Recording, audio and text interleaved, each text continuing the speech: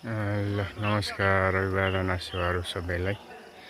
आज असार 2 गते यो उत्तर पश्चिमतर्फको प्लास्टर भइरहेको छ। माथिल्लो तला सबै फिनिसिङ बाहिरपट्टि सकेको छ।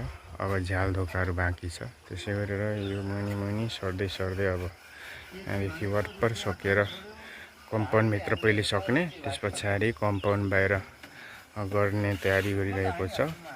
6-7 गतेसम्ममा सबै प्लास्टर सकिने कुरा को जानकारी गराउन चाहन्छु।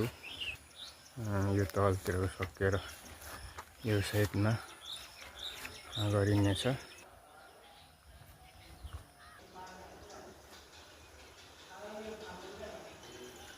यस्तो देखिएको छ है, सम्पूर्णलाई देखाइरहेको छु।